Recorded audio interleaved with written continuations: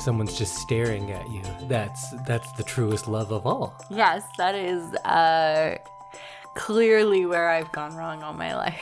Or if somebody smells you and then they look like they're gonna vomit. Yeah. That's also love. Yeah, wow. I really have been looking for love in the wrong places. All this time, I thought that guy on the subway wanted to fight me just because he was like shouting racial epithets. Yeah. But turns out that with that eye contact, he actually loves me. Well, welcome everyone to another episode of I Love This, You Should Too, and we are proud members of the Alberta Podcast Network. My name is Indy Threatening Eye Contact Randawa, and with me is my lovely co-host, Samantha Painfully Monotone Hees. We all know that I am not painfully monotone. No, I edit your audio and you go up and down quite a lot. I'm just trying to make sure you know I'm not monotone. No, and I try to avoid eye contact as much as I can. I have, what is that called? A wilting gaze?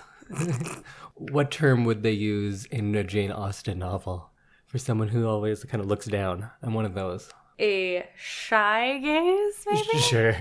I also don't like direct eye contact. I think I probably do more than an average. I don't know. Oh, not the one you're giving me now. But nothing like is given in this movie. And if in case you haven't found out, today we are going to be talking about the 2008 phenomenon, really. Yeah. Cultural touchstone, Twilight, which I somehow hadn't seen until now. Yeah. Your life hadn't been changed yet. Oh, yeah. And now I will never be the same. Yeah, unfortunately. But before we start talking about Indy's deep, deep love of Twilight, we should probably mention our first sponsor. We are sponsored today by the Edmonton Community Foundation. The foundation is a bridge between donors and charities to create a strong, vibrant community for generations to come. People are able to start endowment funds by themselves or with a group, and once the endowment fund reaches $10,000, it can start distributing funds. Vital Signs is an annual checkup conducted by the Edmonton Community Foundation in partnership with the Edmonton Social Planning Council to measure how the community is doing. This year's focus is on making ends meet in Edmonton, and last year's focus was millennials. The information on how you can start an endowment fund or how you can access funds, you can learn more at ecfoundation.org. That's ecfoundation.org. Well, like I said, we are going to be talking about Twilight today. So it was Samantha's pick, but you picked this not necessarily in a movie that you just really, really love? No. What were your feelings on Twilight? Can you go back to years ago? I was not super into Twilight. I thought it was a pretty good movie when it came out. I read the books because all my friends had read the books, and I felt like I needed to be involved and be able to like have an opinion on what was kind of popular with my friends. But I definitely never was like a twihard, which is like... Is that what they call it? Yeah. Really? Yeah. I thought they would have come up with something better than that. No. Twihard. Twihard. That's not great. No, it's not. It's not wording at its best. But I definitely don't think I loved it. I wanted to see it again now that I am a movie snob like you. Oh, wow. And I can't wait to hear what you think of it, because we had some comments while we were watching it to each other. Yeah, so this is my first time watching it, and I thought I had seen more than I had, but I guess I didn't realize that there were 5 movies. So I think I must have just seen the collective trailers, and that to me was I saw a whole movie almost. Pretty much. But I wasn't in North America for the height of it. I think I was when the first movie came out, but I missed a lot of those sequels, so I didn't realize quite how big it was. But I think Twilight and Harry Potter are probably the 2 biggest influences on YA fiction over the last, 50 years. And working at a library, I do read a lot of YA fiction, and I see how everything really copies those 2 to a painful extent. Yeah. But this is my first time watching Twilight, And I'm not sure exactly how to go about talking about it. Yeah, I was thinking about that while we were watching it because it's like not good. It's not good. Don't get me wrong, it is not good. I don't think I like this movie. I did have fun watching it. Kind of in the same way when we watched Burlesque. Like, it was fun to watch. Yeah. It's not good. It's not good. But I think this is a worse movie than Burlesque. Oh, for sure. There's no character development. I don't know how to talk about it because I think if we talk about how bad it is, I think this movie is as hated as it is loved. I think because it was so big, people kind of go on one of either side. And they're like, this is the worst movie ever, or this is the best movie ever. And since I missed out on that whole conversation, I don't think I would have anything new to add. Yeah. Because I'm sure like we could look at it and say like, oh, this is a love story, but the woman is treated like very much like a literal object and has no agency or emotion or choice or anything. Yeah. But I'm sure there have been many reviews about that. So like, what do we have to add? I don't know. Nothing. Okay, here's our second sponsor. So maybe we just talk about it and we go through the movie and perhaps we'll have a unique outsider's take on things because we weren't as in it as a lot of other people and we're not so invested in whether or not people think Twilight is good or bad. Yeah. Because I'm not coming at it like I'm sure the critics of the time did when they were so sick of it. Yeah, like we're not swept up in the phenomenon. So yeah, it is hard to have like a whatever hot take on the opposite of striking while the iron is hot. That's what we're doing with our take on Twilight.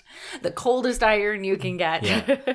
So does this movie, this is the first of 5, does this have a subtitle? Because they're all like Twilight, Morning Sun or something like that, right? So this one is just Twilight. I thought it would have Twilight, Midnight Dawn. No, so Twilight is... Twilight, Bella in the Case of the Missed Red Flags. She really missed every red flag. Really? Twilight, sex for people who don't understand sex. Do you want to know what they're called? Sure. I kind of like mine better, though. I do, too. Book 1 is called Twilight. Book 2 is called New Moon. Book 3 is called Eclipse. And book 4 is called Breaking Dawn. And that's the one that was split into 2. Okay. This one's just Twilight. Just Twilight. And the other ones are just the Twilight Saga and then the title. So it's not like Twilight New Moon. It's the Twilight Saga New Moon. Oh, sorry. Yeah. My apologies to all the Twihards. They're going to come for you. I think they've kind of they're past their peak. Grown up. Yeah. It's like if I offend, I don't know, the Ottoman Empire, they're not really going to come after me. They're kind of, it's kind of done. I don't know. All those people cosplaying Bella and Edward at Comic-Con, I'm sure could tell you different. Is it still very popular? I have a feeling it is. I don't think it is. Well, she's still writing books. Yeah, and the fact that I've never heard Twilight. of any of them, I think that's not a good sign. I just think it's because you are you. And you're not. You didn't. I work in a library. Yeah. And I didn't know she was writing new books. That's fair. So I think it's not as big.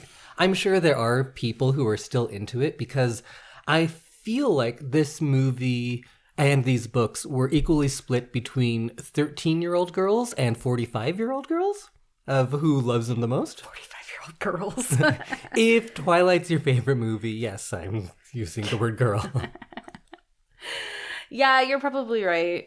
I don't know who would still be into it, although people are into some weird things still. That is very true. No matter what is out there, someone loves it. Yeah. So that's a bright side for all you real weird-looking people. Because no matter what you are, there's someone who's really into that thing. Yeah, it's so true. Yeah, because you have bad taste in I men. do not. You do, but that's cool. I'm happy. I benefit from it, so hey. If I get to podcast across from you with your hoodie open and no shirt underneath. You must be doing something right. So we are still quite sick with COVID. Extremely sick. It hasn't lasted many weeks. We're just recording kind of quick now. We're getting some stuff done so we can hopefully go on our honeymoon at the end of the month. Yeah, because we canceled the first one. Yeah. This time for sure. Yay. But my temperature is very hard to guess, so I'm wearing lots of clothing, but now I am sweating, so now I'm wearing You a get hoodie. that too. I'll be like freezing when I'm moving Yeah. around, and then I'll sit still for a little bit, and then like my palms are sweaty. Yeah, we're sick. It happens. It's awful. Just think how awful it would be if you were cold all the time, like Edward. Although not all the time, because one time touching his hand is like, oh my god, you're cold. But then other times you like just lay on his chest and that's comfortable. Yeah, you'd think that it would be very uncomfortable to lay on someone's chest while they were like freezing cold all the time. Yeah. Well, let's get into it. I guess we just talk about the movie from the start to the end and we'll see what happens, right? Yeah. Maybe we'll have new exciting things to say. Maybe you'll have heard all of this before. Or maybe nobody's going to listen to this episode. Who knows? Or maybe this will be like our smash hit episode. Let's hope so. Most downloaded episode is somehow Twilight. So we're introduced to Bella Swan, Yes. which is a fun and dumb name.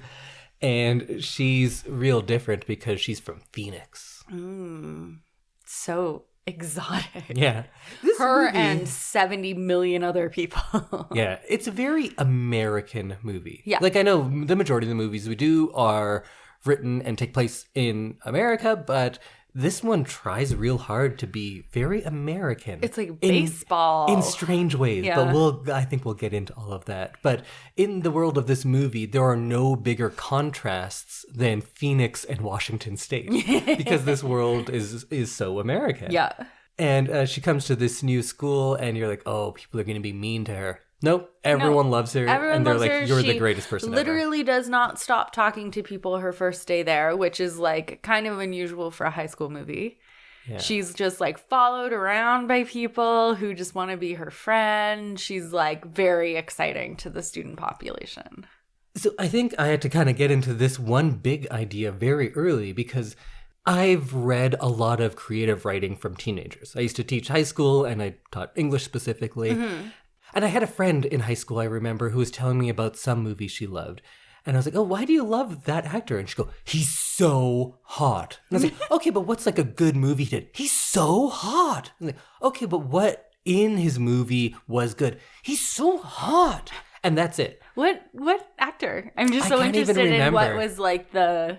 I can't even remember who it was. But I remember I tried to get her to watch something else. And she was like, oh, what movie did you watch? And I was like, of course, a pretentious little film nerd even then. And I said, oh, I watched Clockwork Orange. And I showed her like a picture or something. She was, that guy's not even hot.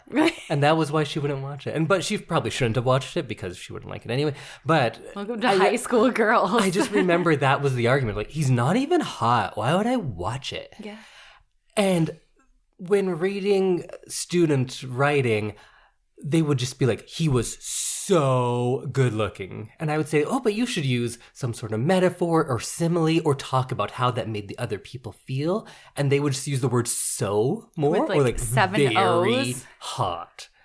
And there are movies that we get that are clearly written for teenagers by adults and they don't quite get it. Mm-hmm. This is one that feels like it was written by a teenager for teenagers, which Yeah. is different because all of the development is like, well, Edward is so hot. Yeah. It's like, oh, what did he do? He looked at me and he was so hot.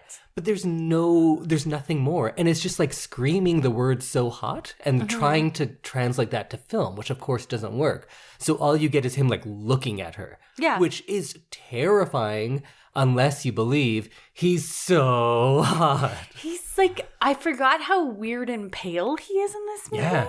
But just his face, he still has like a tan neck, which is weird. Yeah, he's got really bad foundation. He doesn't know how to blend into his No. neck. But the same Foundation thing, rule number 1, blend into your neck. I think Bella is meant to be beautiful. But we don't get that from anything. No. Because her character is the most bland, boring person I can think of seeing as a lead in a And movie. she doesn't even have nice hair. No, but if you go by nothing that she says or does, just what other people say and do, Yeah. I think she's meant to be gorgeous. But I think this movie and this writer have no way of showing it other than just saying, she's really hot, guys. She's so But when you don't have a gorgeous. narrator to do it, it's lost on us. Yeah. Because to me, she seems incredibly boring. And mildly annoying. Very, And that's yeah. about it. Yeah. But I think by how everyone else reacts to her, we're meant to believe she is amazing. Right. Right? Because we have this vampire guy who also doesn't love anyone and never could. And he's instantly drawn to her. Yeah. And all of these people just go like, wow, you're so good looking. Wow, you're from Arizona. That's amazing. So that's how you would act if you had a very good looking, charismatic person in this role.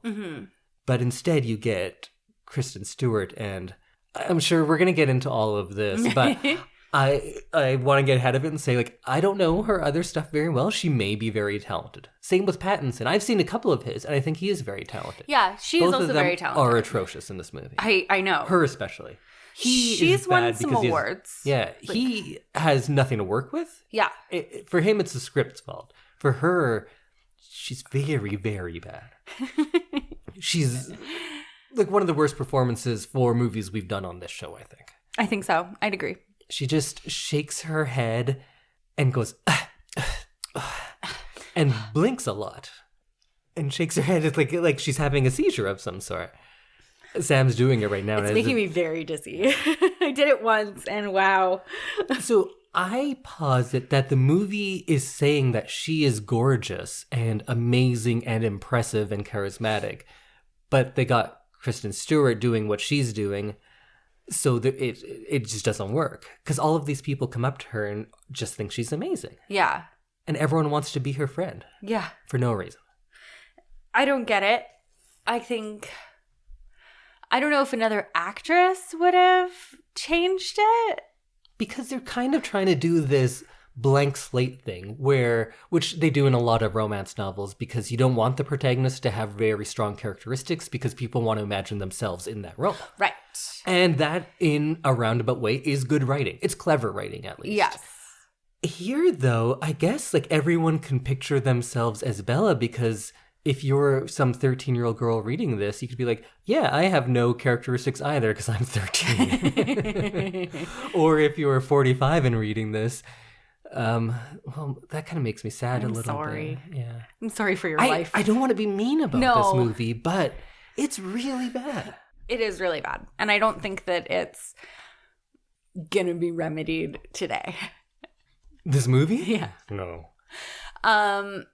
I have seen her in some other things, and she is good. Like she doesn't do that weird flat head shaky blinky thing. I've only seen her in probably 3 movies, and she does kind of seem like that to me. And I've seen interviews with her where she's very much like that. But she was also, 17 when she made this? Yeah. You change a lot. You do. And you grow up, and the more acting you do, the better you get. Yeah. Well, sometimes. Sometimes. Pattinson, I've seen interviews with him about this movie, and he fucking hates this movie. I bet. I would hate this movie. He makes fun of it, and I kind of get where he's coming from. I think she and him, I think that they did not have very much to work with. No, clearly not. And this is both of their kind of big hit movie break. Yeah. Because this movie made $7 million on midnight showings alone. I think it's over $300 million on a $30 million budget or thereabouts. So worldwide success. But again, we're only in the first minute. So she gets to school. Everyone loves her. There's a newspaper guy who looks like he's from My Chemical Romance. There's a generic guy who looks like he's from Veronica Mars. Oh, yeah. And Anna Kendrick's there. Anna Kendrick's there. I want more Anna Kendrick. This posits a world where if you can't get a date with Kristen Stewart, you had to settle for Anna Kendrick. I'd rather have Anna Kendrick. And they all know about her. And then we get to see the Cullens walk in, and they're introduced as a group of foster children who all date each other. Which is just what? And that's just like kind of glossed over, like, huh, that's weird, huh? Yeah, creepy. And it's not even close to the creepiest thing that's going to happen. No. And then we get to see Pattinson, and Anna Kendrick says, well, he's gorgeous, obviously. So my question to you, is he gorgeous? So regular Robert Pattinson, quite good looking. Okay. Like, very handsome man. This Robert Pattinson, where, like, they've basically, like, matted out all of his features and, like, blended his, like, super chalky foundation down so that he has, like, no cheekbones or any defining features other than his mouth and his eyes on his face. And those eyebrows. And his eyebrows. So I'm like, that is not attractive. That looks like someone who's experimenting with makeup and it's not going well. This Robert Pattinson is not good looking.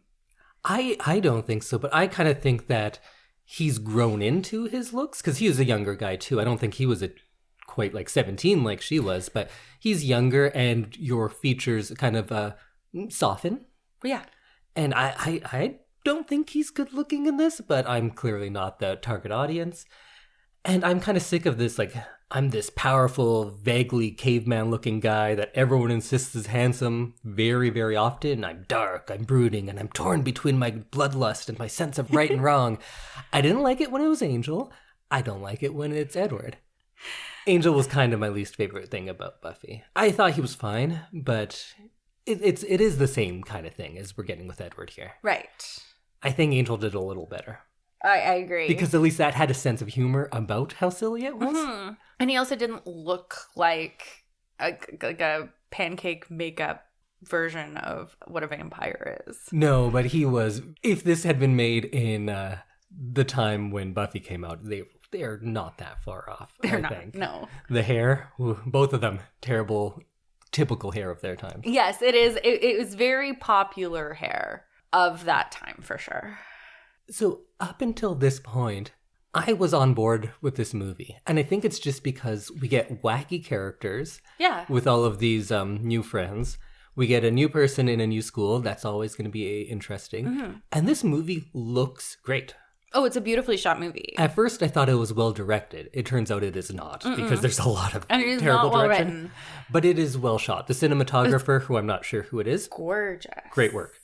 Because at the beginning of this movie, I knew this isn't the movie we're going to get, but with all of its blue tones, this is going to be a bit of a stretch, but it reminds me of early Simpsons Halloween episodes where they would change their color palette and it's always kind of gloomy outside, and you're like, we're in a familiar place like a school, but we're going to get some weird supernatural stuff. Right.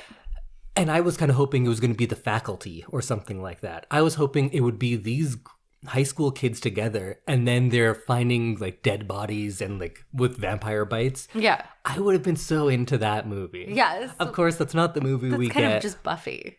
Oh shit, yeah. You're just describing Buffy. Man, let's just watch Buffy. That's such a good show. But that's what I wanted. And this looked like a high budget Buffy episode at the beginning. Now that you say that, yeah, that's exactly what it is. And that would have been great. The cinematographer was Elliot Davis. Do you know what else they've done? Elliot Davis has done the 1996 Spike Lee movie Get on the Bus. Okay. Not Spike Lee's best looking movie, actually. Finding Graceland, The Next Best Thing, I Am Sam. Big budget stuff. White Oleander. White Oleander was... I actually really liked White Oleander. 13. 13 was the same director as well. I think 13 is a very good movie. I think I remember liking it. I haven't seen it in forever. Lords of Dogtown. Like, he's done same director as well. He's done some big movies. Catherine Hardwicke, I believe, directed both of those. And directed Twilight. Yes. Yeah. So, I mean, clearly he has... So they work together. And I think White Oleander is very underrated. It was, I think her name was Alison Lohman. She was a very good, like, teenage actress. But let's get back onto this, because or else I'll just talk about White Oleander. And Buffy. Yeah, I wish. Man, we should just do a bunch of Buffy episodes, honestly. Okay, so we are transitioning our podcast into a Buffy-only podcast. I would honestly do an episode of Buffy a week forever. I would be thrilled with that. Maybe that's a second podcast. I think that's a different podcast. So then we get them actually meeting, Edward and Bella. And when he sees her, when she walks into class, there's the fan behind her.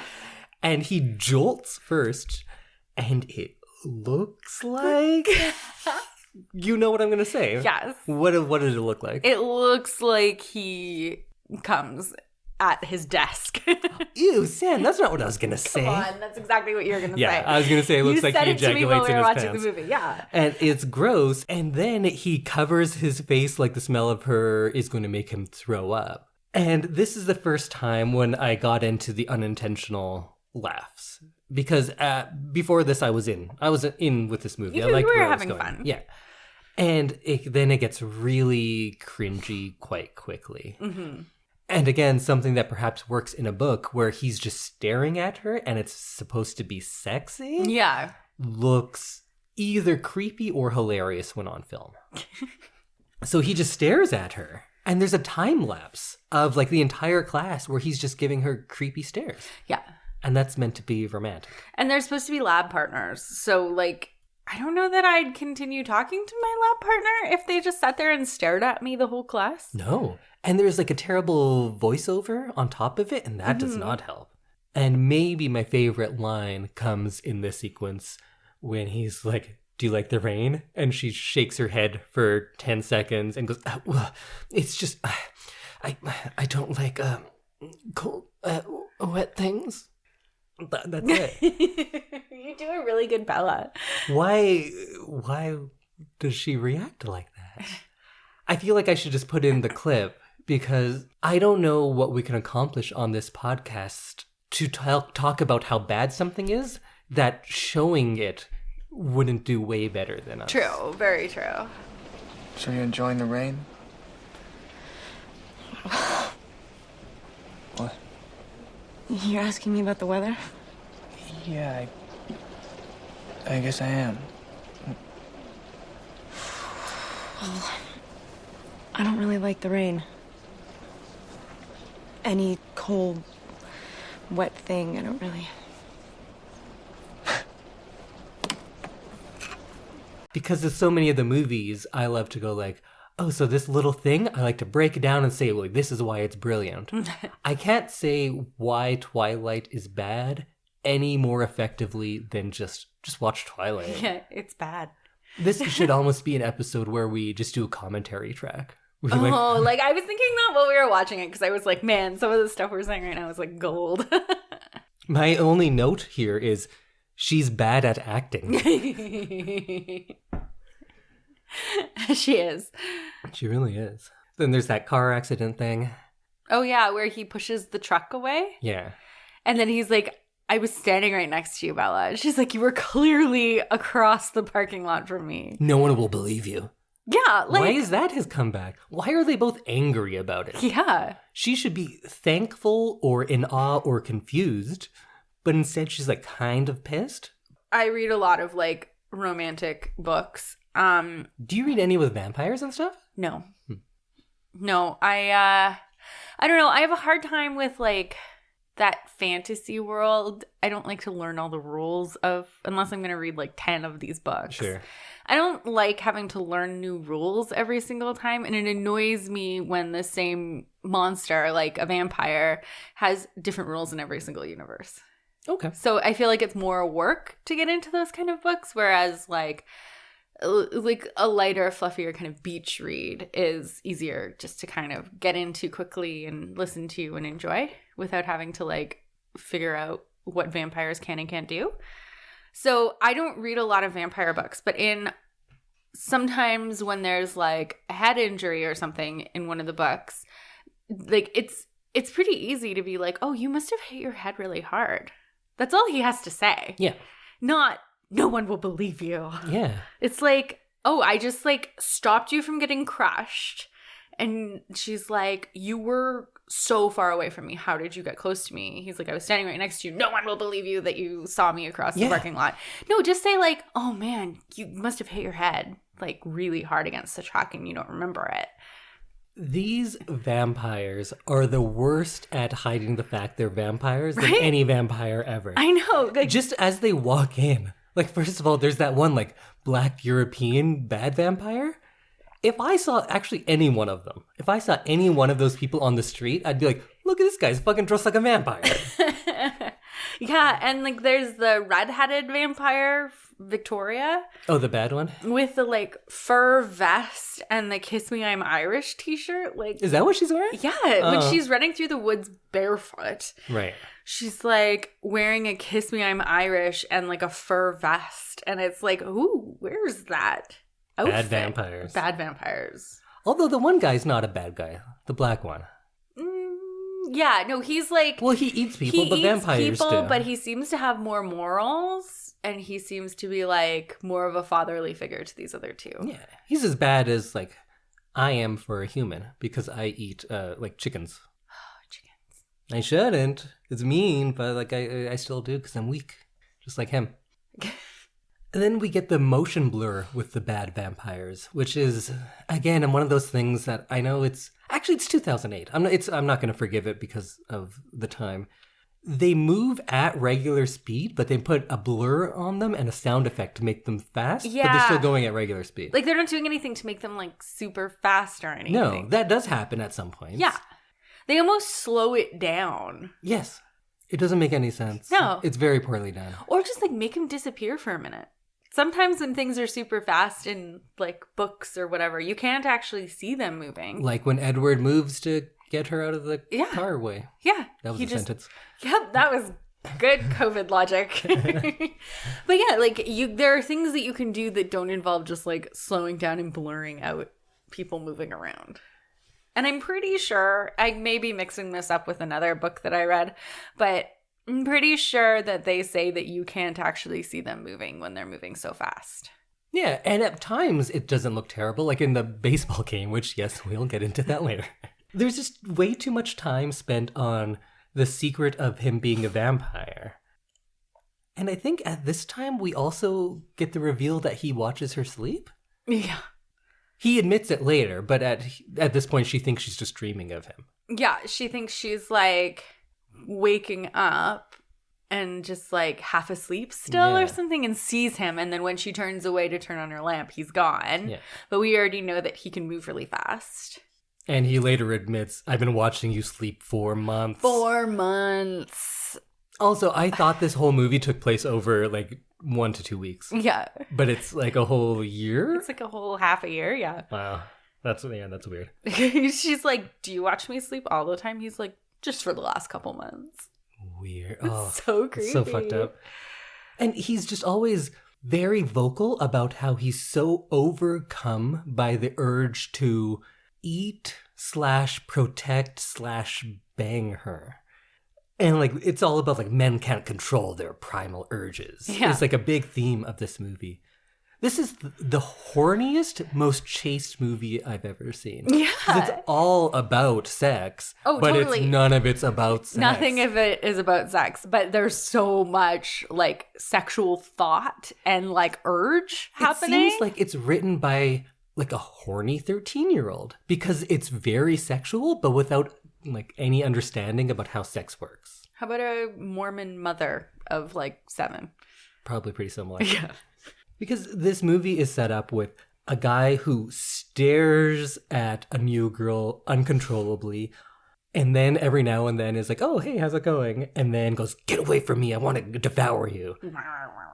And watches her sleep. Yeah. This is not the beginning of a love story. No. If for some reason there's any teenagers listening to our podcast, that's kind of odd. Why would you like this? Yeah. But that's not good. All of these things. If these things happen to you, tell an adult. Tell the police. File a report. Yes. Yeah, this is a murderer waiting to happen. this is like single white female, but like trying to be human and date humans like a normal person. This looks like a preventative video your RA shows you in your freshman year at university. Like, watch out for these signs. Yeah. That guy is a rapist. Yes. Oh, yeah. So then she goes into town. Can we get into the part with all of those rapists now? Yeah. So they had like planned this out because she goes into the big city, which is like a town of 300 people or something. Port Angeles. And they had like planned this whole thing because she comes out of the store and there's 4 or 5 of them and they all approach from different directions. So they're all like, okay, I'm going to go in this house. You go over here. You hide behind there. And then when she comes out, we'll all converge. So they planned it out, I guess. Yeah, premeditated. And then Edward comes in his Volvo hatchback, the scariest car of all, and scares them all off. Yeah. Because they look at him and they're like, oh, and then he a also man in a tries pea to, coat. Ah. He also tries to run them down. Yeah. Which I think is hilarious. Do you want to know what Port Angeles is known for? Crabs. The Salmon Derby. Oh, a salmon derby. I wasn't far off. No, you weren't. There is also just under 20,000 people in Port Angeles. And so then he takes her away and says, distract me or I'm going to have to go back and kill them all. If you only heard what they were thinking. Yeah. And she's like fine with the fact that he reads minds. She goes like, oh, you read their minds? Huh. Yeah. That's not the craziest. Like, she really misses the big red flags and focuses on the little, tiny, minuscule, like, pink flags. Yeah. Like, I can read your mind. I am a predator, basically, he tells her in the woods. Like, I am literally built to, like, make you want me so that I can kill you. And she's like, I'm not scared. I'm not scared. My favorite part of this is... he says, distract me so I don't go kill them all. And she says, put your seatbelt on. And he goes, put your seatbelt on. And then he laughs. Yeah. I should go back there and rip those guys' heads off. No, you shouldn't. You don't know the vile, repulsive things they're thinking. And you do? Can you talk about something else? Distract me so I won't turn around. You should put your seatbelt on. You should put your seatbelt on. I just do not understand what the tone of anyone is at any point in this. Yeah, yes, actually. In that scene, I think it was mania. And then they go and have a meal. And anytime she gets a meal, the server has to tell her, here's your vegetarian food. Here's your garden burger. Nobody talks like that. But they have to make a point of her being vegetarian. Right. I guess it's analogous to him not eating people. Look, they're the same. Oh, they're vegetarians together. I love it. They were meant to be. True love. He doesn't eat people and she doesn't eat animals. Yeah. What is true love in this movie? Because I think there's no chemistry between them. No. They haven't done anything to be in love. It's just a fact of the movie that they are incredibly, what is it, irreconcilably in love? Yeah. She says it in a way, unequivocally and... irrecoverably? Well, yeah, I think that's it. I think that's the word. So they're super in love, but to him, I think it's like a biological thing. It's just the smell of her. So, I'm going to whip out some Twilight knowledge. Yeah, hit me. So there are... I'm trying to think of how to phrase this so it doesn't sound completely insane. It's gonna sound completely insane. So in Vampire Land, where the Cullens are from, Aren't they from there? Yes. Okay. So you have, like, your mate, basically. And so, like... Oh, you're, like, destined to be with one person. So you're destined to be with one person. And all of his siblings have already found that person, kind of? Yes, which is why they're, he's the only one not in a pair. Yes. So they, like... when he says, like, since I can't, like, seem to stay away from you, or, like, I can't, it's not possible, or whatever, like, he says something where he's like, I can't be without you, basically. And so this also, there's something similar in the wolves from Twilight. So Jacob, long-haired Lama Lautner. Yeah. I'm going to say something controversial. What? I think he was fine. I think he was fine. Yeah, he's like, I kind of like him. He's supposed to be like 2 years younger than Bella too. So he like plays that like dorky kid who's... I thought he was quite good. I wanted to see more of him. I thought he was a charming on-screen presence. His wig acting was not as good. No. That wig was, woo. Yeah, that was a bad wig. That was a rough wig. But but he acted through it. Yeah, yeah. I'm going to spoil like all the Twilight Yeah. because I don't think we're going to watch any more of it. Oddly enough, if you were like, we have to watch the rest of them, I'd be all right with it. Okay. I'm curious to see where things go. Okay. Well, maybe we will. I don't really want to do another Twilight episode because Yeah, that's fair. we may just end up watching it like drunk one night or something. So wolves imprint on each other Sure. to kind of like as mates, basically. And so then it's like completely biological and you have no choice over who you imprint on. So like, even though they're teenagers or whatever, and they can like fall in love with each other, if you imprint on someone else, it's like, that's it. So Jacob imprints on somebody, which I don't really want to spoil the surprise if we do end up. Yeah, it's kind of gross. But anyway, so I think for Edward, it's like that where he's like, Bella's his mate and there's no other person for him in the world. And so I think that that's what it is. He like literally physically cannot stay away from her because he needs her in his life. I went from thinking this movie was bad to thinking this movie is dangerous. Like, if you're telling a generation of mostly young women that there's only one person for you, and they demonstrate that by controlling you all the time. Yeah. That's fucked up. I know I'm not the first person to say this, and I'm sure people will put it more eloquently. Yeah. But that's really fucked up, and I don't like it. So the way that she equalizes it, God, I know a lot about Twilight. This is awful. I hate this. I love it. I love the episodes where you teach me all this stuff. These are great. So, and I'm sure that there's someone out there that listens to the podcast that is, like knows more than me, so I may be wrong. But Edward, so all the vampires have gifts. Like extra powers. He's really fast. His sister can see the future. He can read minds. Oh, yeah. That's right, sorry. He can read minds. Alice can, like, see the future. We don't get to hear the rest of them. No, you get them in the later books. His brother is really good flying on a broom. He looks like Victor Crumb. He's very good at standing up in the back of Jeeps. Jasper is really good at hair gel. You done? Okay, but I wanted to read a little Twilight. I read about a page. And one of the things I read was they were talking about how handsome Edward is. Yeah. And I wasn't wrong where it's just like, he's so good looking, guys. Because the line was, he was in the rain, but it still looked like he was in a hair gel commercial. That's from the book. I love it. That's not me making fun of the book. That's from the book. So the equalizer for Edward and Bella is that Edward can read everyone's mind except for hers, which means that he can't like control her or know what's going on in her mind, which kind of like... But he physically controls her. Yes, but he sort of levels the playing field, I guess. Okay, I get what you're saying. Because he can't just read her mind and be like...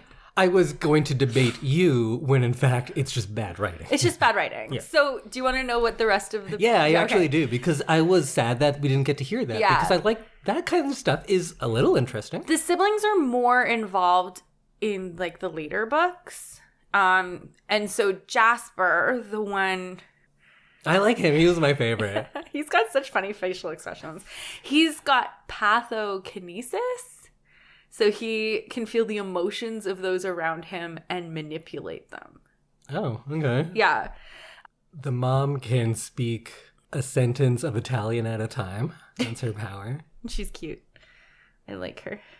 The dad's power must be forging medical documents. Yeah. See, I like that about Let the Right One In. How are these people in school and how do they have jobs? Right? Like, you can't just show up and be like, okay, I'm a doctor here now. Oh, they don't actually have, like, the entire family listed here. Anyways, so they all have special abilities. The end. All right, cool. Sorry, I thought it was going to be a list of just the family, but it was like every single person. Well, you guys out there, you write in and tell us, because I know people out there know. I'm on twilightsaga.fandom.com, so you can probably look it up for yourself. I just don't really want to read a document while we're podcasting. Should we go back into the movie? Oh yeah, we're watching. So then she goes on Google to find a book, goes and buys the book, finds one term in the book, and then Googles that. No, she Googles it first. Yeah, but then she goes back and then Googles what she learned in the book. Right. Because I thought it was hilarious because she Googles cold one and she doesn't just get a bunch of beer ads. Yeah. That's what you would get. Not in Twilight internet. I thought that part was kind of interesting because you get to see like around the world vampires. And then now that you mentioned what you did earlier, I realized that just reminded me of Buffy and that's why I liked it. You know that when they go into research mode? Yeah. Willow and Giles? That was good old days. I'm going to put a post-it on your computer that says, "Are you just talking about Buffy?" Yeah, that's a good show. It was a good show. So then they kind of are like, yeah, I'm a vampire, whatever. And he says, well, I'm going to show you the terrible truth. And he says, I can murder you, and I really want to murder you. I want to drink your blood more than anyone. Guys, if someone ever says this to you, run. And she's run like, far. She says, I trust you. Why? Why? What are you basing that on? You have known this boy for what seems like 3 days. But again, I guess it's just like, oh yeah, well, they're meant to be. Yeah. And that is, I think that's how you can't have an argument if one of us were a true fan. Because you can't say like, well, why this? And then you could just be like, well, they're meant to be. Yeah. And I think that's how this writer is too. Yeah. None of it matters because they're meant to be. Yeah. I think that's what happened here is they're like, oh, you don't need to don't worry about it. Yeah, they're meant to be. It's fine. It's cool. Alice, the like little blonde sister, is like The mean one? no, the nice one. Rosalie is The one with the flippy hair? yeah, Alice. Oh, I thought her hair was brown. Oh, maybe it is brown. Either way, she's the pitcher. She's the pitcher who does that really nice high kick every Yeah. time she throws the ball. But she keeps going like, oh, you won't hurt her, or she won't hurt you. Like, she just like knows things, and she comes off very conceited, and I feel like there are better ways that we could have shown her power. Oh, I didn't get that at all. I thought she was like the nice one who was actually welcoming her in. She is the nice one. It came off as kind of flippant. I thought when she said that to Jasper, it wasn't I see the future. It's like I believe in you, Jasper. You won't hurt her. I think that's partly what it's supposed to be. She seemed nice to me. I didn't get I that. like Alice. Yeah. Rosalie is the one who is Who smashes the who's salad the mean bowl. one. Yeah. And I liked her character. I think you can't just have like a whole bunch of nice people because like the parents are nice and Alice is nice and Jasper's like kind of aloof but nice, and then you have to have someone who's like kind of Bit of a dick. Yeah. But we kind of glossed over the best part of the scene where he says, like, I'm going to murder you, and that's all cool. That Great. he says all of that like it's not as big of a deal, and then says, like, well, now I'm going to show you the worst part. Yeah. And he's sparkly. And to him, that's worse than all the murder talk. Yeah. He's like, isn't it gross? And he's like, look at me. And she's like, it's like diamonds. And also, they never mention the fact that he's 100 years older than her. Yeah. I Well, think it no, would he have been... says like Well, they mention it. 1918 flu pandemic. Yeah, but then they you mention have that. to do the math. But they don't say like that as one of the many negatives of why they shouldn't be together. They go through the sparkling to him is much worse than the fact that he's 100 years older than her. Yeah. But And his that's body weird. is 17 years old. Yeah, gross. It's gross. I wish they had said like, well, how old are you really? And he's like 35. That would have been gross. Yeah. Why is totally 108 not gross? 100%.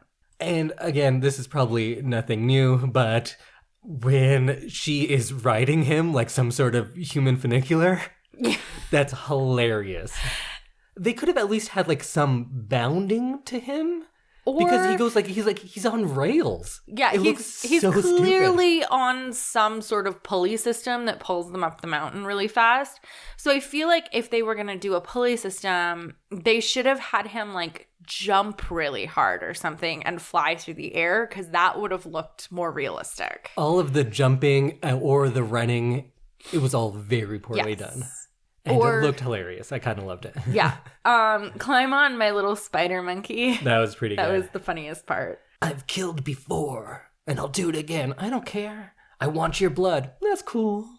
I think it's all of them, like this whole meant to be thing. It's just, we're the most everything ever. Yeah. It's just... all the things.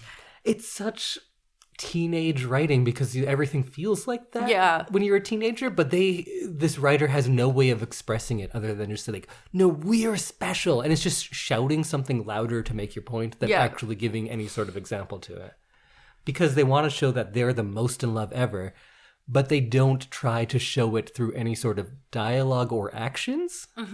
They just show it by staring, and that's not effective to me.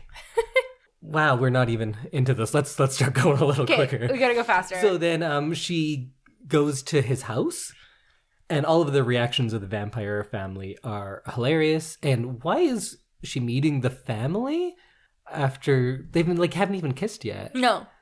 And he's been around for 100 years. Yeah. And is this the first girl he's brought over? I guess so. And I thought they just met that week, but I guess it's been months by this point. Also, Edward is older than everyone else in the family. Really? Yes. Well, except for Carlisle Cullen. Carlisle. Which is a normal name. Totally normal name. So Carlisle is 300-ish years old. Right. And then Edward gets changed. And then Carlisle's wife, I can't remember her name now. Esme. Is changed, and they are together. And then did he change her to make her his forever wife? No, she's sick. She was sick. But it was either die or live forever with me. Yeah, that's fucked up. I don't think that that's how it worked. I'm just reading on the internet here. I feel like if we get into the extended world, we're gonna be here all day. Okay. Anyway, she was presumed dead and brought into the morgue, and Carlisle. I keep wanting to say Carsley for some reason, but that's not a name. Carlisle is working in the morgue and can hear her faint heartbeat because he's a vampire, and then he changes her because she's still technically alive. So does he change every person that dies? No. Then what's special about her? I don't know. He just wanted to bang her. I'm gonna save your life, and then you owe me your life, and you are mine, because women are objects in this movie. Yeah, probably. I like how they say, let's make her Italian food. Her name's Bella. Yeah. They act like they're all 3 weeks old and not 100 years. Mm-hmm. Have they never been anywhere before? They were humans, and they've also existed in the human world for between 300 and at least 20 years. Yeah. Why do they not understand anything? I don't know. I made your favorite, Italiano. It's just you know nothing about me. And then she smashes the salad. And then he shows the art made of mortar boards, which I kind of liked. But also, why did they go to school? What a terrible existence just to be in grade 11 forever. Forever, yeah, because they're juniors. Yeah. They're 17. Yeah. They have that big piece of art that's all mortar boards. And it's why would you graduate that many times? And then he plays piano for her, and I'm not sure where they are, but I think it's the set of Bonnie Tyler's Total Eclipse of the Heart. It's yeah, just there's a lot of filled room with drapes. with sun coming in the window. And she talks to her parents a few times through this, and her parents are obsessed with boys. They're always like, so any boys? Tell me about the boys. Boys. Yeah. And then we get the admission that he's been watching her sleep for months, and she is impressed. Into it. She's so into it. And then we get my favorite scene, probably, the baseball game. Yeah. Your favorite. So like I was saying before, they go out of their way to make this movie very American in ways that I don't understand, because vampires, in most vampire movies, tend to be European. And there's like something glamorous and foreign and vaguely threatening, but not so threatening like they're dark-skinned people, because that would be too much. Whoa. And again, I haven't read any of the books. I'm willing to bet money that in the books, the one black vampire was not black. But this movie is real American, so much so that there's so many baseball references. Yeah. Like her kind of stepdad guy is in spring training. He's a minor league baseball player, but the mom moves to spring training? Yeah. Minor league baseball players make no money. No. Definitely not enough to support two people. And he's not like a 20-year-old minor league player where you think he's going to get moved like up. 45. Yeah. He's not going up anywhere. No. And if he's not good enough to already be coaching, I doubt he's going to like start coaching. It's a bad situation. It It's a is. grim situation. Actually, there was I listened to a very good podcast about the plight of the minor league player, especially over the last couple of years. It's a grim life, those people. Is it? Yeah, it really is. Beyond that, why do they have these super pasty blonde people in like waistcoats and cravats playing baseball? Right? Because there's like, it's so American. And also, what is the point of saying that the Cullens have been in Washington State as long as all of the indigenous people? It's kind of Yeah. saying like, oh yeah, I'm pretty sure white people have always been in America. Yeah. Which is a fucked up thing to say as well. Yes. Why do they go out of their way to say it? Because they're trying to say like, yes, all of these people, all of these blonde people, so American. They've actually been here longer than anyone. Yeah. Or they're That's just weird. like forcing themselves into the culture to seem like they are everyday people. Yeah, and they make a point of saying that they used to be here and then they left and came back, so that's why they can be kind of vaguely European. Yeah. But they've been there as long as that tribe has been there. Yeah. So they are like pre-Columbus, the Cullens were there. That's a really guess. weird thing to say in a movie, to say that like, no, white people have always been on America. That's a Yeah. weird thing to say. Yeah. But I feel like there's probably some like origin story where the vampires had to run from Europe and they made it to America on a journey that like normal Right. humans couldn't make because of technology at the time. I think there's a lot of weird origin stories that a lot of people make up to say Make like why it's colonialism cool that all the okay. white people are here. Yeah.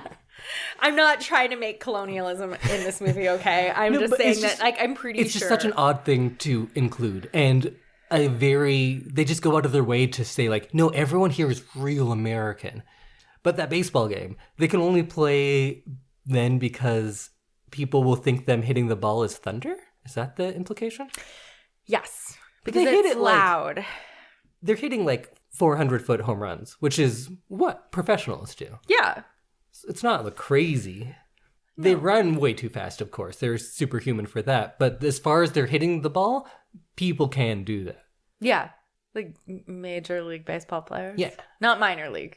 No, clearly that guy he's not going anywhere Also, can you with his big jean shorts. can you play minor league baseball at 40? You can play as long as you want. It's just most people don't because you can't live off of it. Oh, It's not a living wage. Right. Yeah. Moving on. Sorry. Well, this movie really cares about baseball, so we probably should as well. I can't care about baseball as much as this movie wants me to. And like, I know it's vampires playing baseball, but they also don't know the rules. But that's fine. Whatever. But if your movie is going to hinge on baseball this much, why are you sliding when the ball's in the outfield? Because it looks cool. So then the bad guys arrive. And of course, this European black dude and the guy who just tilts his head. Oh my God, he tilts his head so fucking much. James, Victoria, and Laurent. Laurent. Yeah, James, whenever you say anything to him, he just tilts his head. Yeah. Like he's the bass player from Slipknot. I don't know what that reference is, but Like yeah. he's Jason Voorhees. Like he's Hookface in Nightmare Island 4. Perfect. Yeah, I get it. You haven't seen that, I know. He just always tilts his head, and that's supposed to be like creepy or something. But those three people one guy who is kind of like animalistic, one guy who is a socialite from Europe or something, and one lady who looks like she's just going to the clubs. They also want to play baseball. Yeah. Because they all love baseball because we're so American. Yay, baseball. Why did they want to play baseball? That was so strange. So then this is where the movie changes, and I don't quite understand why. They're like, she's a human. Now this movie is about us hunting her. Why? So I think it's because James, the one who tilts his hat a lot, his favorite thing is to, like, hunt. And I think he's, like, a straight-up serial killer. Like, I think he's, like, very sadistic and crazy, and, like, his thing is tracking. Yes, they tell us that here, but we've watched them kill people, and it's just people they run into. Yeah. That never happened before. They were just, like, running into people. Like that guy who, like, I'm some creepy guy. Remember me? I was Santa. You sat on my lap when you were 4. Blah, blah, blah. And he's like a real creep. He is a real creep. And the dad is like, oh, okay, get out of here. You're creeping her out. And then later, he's like, oh, my best friend. My best friend. When were they friends? Willie J, or I don't know what his name was. But yeah, so they just run into people and kill them because they're vampires. Makes sense. Yeah. But then suddenly he's a serial killer and he's recording her on a camera and torturing her and breaking her leg and setting up traps and pretending her mom is there. That never happened before. No. I think, so what is explained in Twilight World is that he is like, he enjoys the hunt. Right. So he is like the most basic primal kind of like hunter. And his favorite thing is like hunting people who like aren't supposed to be hunted. He's like in it for the sport. Yeah, because Bella is Edward's, but he thinks it's like a challenge because they're clearly in love for some reason. And So his thing is like, I want her and no one else. if he's really into elaborate hunts, why are they like, okay, let's set up an elaborate hunt for him and make it fun? Why wouldn't they be like, oh, there's 6 of us right now. Yeah. Let's fight him. And we have like a compound. We're right here in an open field. We outnumber them. Let's get them. Yeah. That kind of makes sense. And like they have that house, which I'm sure they have built to specification that if they ever need to hide away in there, they can make it look like nobody lives there. Oh, it must be hard though. It's all glass. Yeah. I assume there's some kind of like armor system that comes down, like roll shutters. Sure. Yes. So that's, I think, why James is like her. I want to kill her. Mm-hmm. Because she's like very protected by the Cullens, clearly. And to him, all humans are food. But to me, all tacos are food. But I can still see a taco and not lose my mind. Right? We'll see when we get to Mexico. It's hard. But after I've, like, for instance, after I've eaten 4 tacos and someone walks around with a taco of their own, I don't jump on that person and take their taco. You know? That's really nice. I appreciate that about you. But in this movie, vampires, as soon as there's like a human around, they're losing their mind. Like, how do they walk around in society then? I that's the thing. They make it seem like James is just like frothing at the mouth and can't control himself. But even Jasper at dinner, they're like, wow, he can't talk because, like, you know, you're a human and he wants to eat you. He goes to school. Yeah. Is he just like that all the time? Yeah. I think somewhere in there we missed their kiss, which was so gross. Yeah. And she's not wearing pants. Is she not wearing pants? No, she's not wearing pants. Yeah, this movie is like the horniest, most chaste movie Yes. ever. It's weird. I They don't have like like it. a kiss on the lips once. Yeah, but it is like intense. Yeah. But weird. Yeah. Because they kind of breathe into each other's mouths for about 30 seconds. Yeah, really heavily, like audibly breathing into each other's mouths. And then he's like, just stay perfectly still. Ugh. Yeah.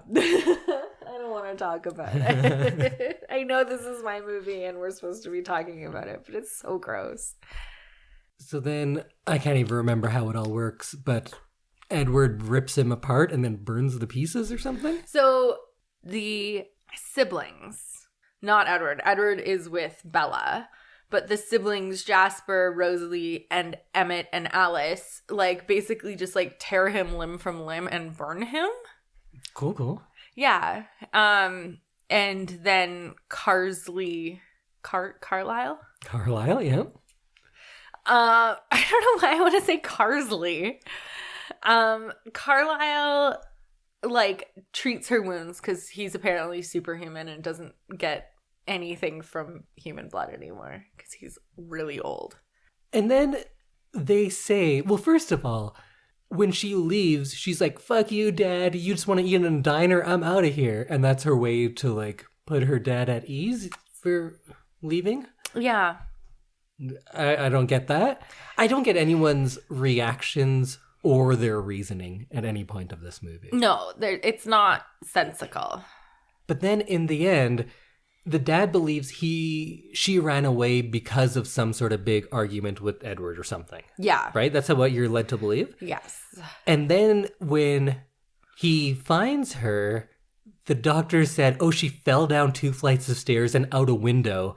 And this guy that she was running away from is there. And he's no like... one's like, get him the fuck out of this room. This boy who has been harassing my daughter and threw her down the stairs. Yeah. And out a window. Out a window. And also, she fell down 2 flights of stairs and then out a window? Yeah. That doesn't happen. I wouldn't believe that for a second. And I'm not the chief of police like he is. And she has like a big bite wound on her hand. Yeah. You'd think that like that would be like number one. Yeah. And then Edward, okay, so backing up, Edward sucks all the poison out of her. Right, because these vampires are different. They like inject you with venom or something. And then you change. Yeah. But he doesn't want her to change. So he sucks all the venom out.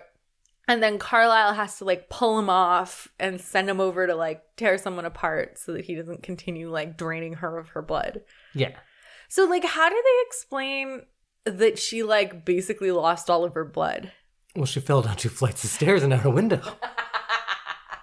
I just imagine, I don't know why, in a cartoon, like her. She would have had to turn a corner. Yes, 2 corners. It's her just being like a ball falling down the stairs and like whoop out the window. Yeah. I don't know why I thought that was really funny. Clearly COVID is still in my brain because Why does nobody ask about the very apparent bite wounds? Yeah. And then at prom, she has the boot on, but the bite wound is gone? Well, maybe it's like magic because it's a vampire. I don't know. Maybe. I did read a vampire book where if vampires bite you, their saliva like heals skin. Sure. Yeah. And then Edward takes her to prom. Mm-hmm. And I couldn't help but notice that they have this beautiful backdrop and this arch for when they're taking the pictures when they come to prom. But the next couple is always in the background of everyone's picture. Yes. That bothered me a lot. Just like hanging out.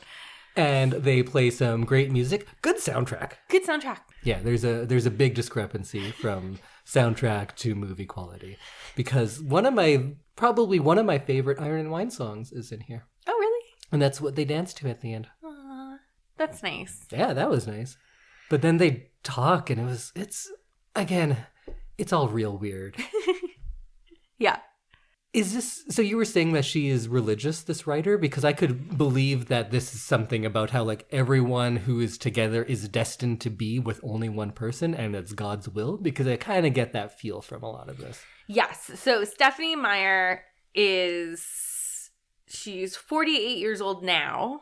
So I think she was pretty young when she wrote these. Mm-hmm. And I believe... Like 13, seems like. I think she was older than that, but... So she is Mormon, and she is like widely known for not putting like dating into her books, but just like finding true love or like being with the one who's meant for you. It's less like you go on some dates, see if you like click or whatever, and it's more God's like will that you find the right one. This is like willed to be. It's meant to be. Yeah. So that's rough. If I had to spend the rest of my life with the first person I dated, I was 16. What did I know? Right? Like, good thing I did not end up with anybody I dated in high school. Yeah. Like, yikes. Yeah, so that's definitely something that's like in her books. She's, oh no, like the first man you meet is your mate. Yeah. There's a lot of stuff, if we wanted to really break it down, that I think you could find analogous structures to any fundamental religious person and how they treat sex specifically. Oh. Like if you look at how they are like kissing and then like stop right now, I have to go do something. Yeah. There's a lot of There's a lot of things. And we could do probably and like when I'm sucking her blood, but then I was like, oh no, I had to stop myself before I go. There's the all way. sorts of stuff. Yeah. Yeah, just stay real still while I have my teeth in you. But we're not moving, so it's not technically sex. Oh man. There's some weird stuff. We in could this have movie. a real good episode on that. Yeah, but let's not get into it because it's gross. Anyway, so the film ends with Victoria, the redheaded vampire who was James's mate at prom Oh, okay. for some reason, looking sad or angry or vengeful. Yeah, and that's going to be the villain of the next movie. I Yeah, guess? so that leads us, or that like is like the foreshadowing for the next movie. The whole villain part like meant nothing in this movie to me. Because I guess it is mostly about Edward and Bella, and that kind of seemed to be everything. And this James whole chase part seemed completely irrelevant to anything. Yeah, it does. It very much does. I also don't, one thing, just going back to the whole like Mormon thing, is that like all of Edward's behavior is because of Bella, and it rings true on that like very like, oh, well, women can't be sexual or like overt because men won't be able to control themselves. It's a very like there's a lot of woman that. blaming thing because she's like, oh, it's because she smells so good, or it's because she's so beautiful, And it's like she's doing something wrong by just existing. Yeah. Like, and she is doing the bare minimum of existing in this Oh movie. my god, all she does is exist. She is only existing. Yeah. Anyway, I just thought I'd throw that in there because like it is very clear the way that this is written, and that is a very big thing in like the LDS church, is that like it's a woman's job to make sure that men can control themselves around them. Right. And if you don't, it's a shortcoming on the woman, It's your and it's fault. not the man's fault. It's the woman's fault. And that is a big theme in this movie about how men can't be trusted. No. They can't control themselves, and it's not really their fault. Yeah. And this is a creepy movie. It's a very creepy movie. It has very creepy messages, and that's probably the worst part about it, because lots of young people are really into it, or at least were. But the more fun stuff is just how bad it was. Ugh, yeah. So I think we're probably good to wrap up on Twilight Part 1. If you want to hear many more episodes on Twilight, let us know. Maybe we'll end up doing them We'll sometime. end up watching them. Who knows? But any final thoughts, Samantha? This is not a good movie, and it does not have good messages for teens, unless you're Mormon, I guess, and you're into that kind of thing. But this is not a well-written or well-directed movie. No, it's very bad, and it is kind of uniquely bad. Mm-hmm. And maybe if we wanted to give this movie the same attention that I put into like Spider-Verse, Yeah. when I really went into like the meaning, and because I love that movie and it's so good, I think you could very easily do that about this movie Yeah. and get into the religious stuff, or get into what it says about the time, Mm-hmm. or how we treat sexuality, especially when it Yes. comes to younger To people. teens, yeah. And it has a lot of troubling stuff to it. But overall, it is a perplexing movie. Very strange. And kind of oddly fascinating for it. Yeah, But all in all, it's really bad. it's bad. But kind of fun to watch. It was kind of fun. This is like, I know I say like get a glass of wine and watch it. This is one where like a couple glasses of wine and you'll be like into it, I think. There you go. This is what is this movie? This is how we should do your rating scale. This is a 3-drink minimum? I think this is a 3-drink minimum and then hit play. All right. It's not- And then have 4 and 5 during? 4, 5, and 6, yeah. All right. 6-drink movie. If you're not pouring your third or your 6th glass of wine by the time she falls down the stairs at the hospital, you're doing something wrong. She falls downstairs. Heavy air quotes. If you watched Twilight, sorry about that, then you can let us know what you think on on our social media or our email. You can find us at ILTYS and the number 2 on Instagram and Twitter, or you can email us at ilovethisyouShould and the number 2 at gmail.com if you have many, many thoughts. Well, after all that, let's thank our second sponsor of the evening, and that is somebody who I really appreciate, and that is the Boys and Girls Clubs and Big Brothers Big Sisters of Edmonton and area, also called BGC Bigs, and they need you now. So you should consider sharing your time with a young person. They want to hear your stories. Over the past year, BGC Bigs heard from young people that having a mentor means they are less likely to have anxiety, feel isolated, or struggle with their mental health. But there are over 600 young people waiting for a mentor in their lives today. Explore how you can get involved and watch our community change one life at a time. And I personally have worked with them a little bit, and I really appreciate all the hard work they're doing. And especially when I was in this episode talking about all these terrible role models for young people. You know what? Instead of just complaining about it on a podcast or listening to us complain about it, you can do something by joining BGC Bigs for a virtual coffee, or you can apply to be a part of the organization and volunteer your time in all sorts of different ways. And you can visit them at bgcbigs.ca. That's bgcbigs.ca, or you can just Google BGC Bigs Edmonton, and remember that your priority can be their future. So we will see you back here next Monday when Indy reveals his big movie for the week after, and we do some spoiler-free reviews of what we are watching. I'll give you a hint about my next movie. Fewer vampires, fewer creepy young people sex things. Oh, that's an optimistic future for us. Yeah. Okay, well, we will see you next week, everyone. Bye. Bye, everyone.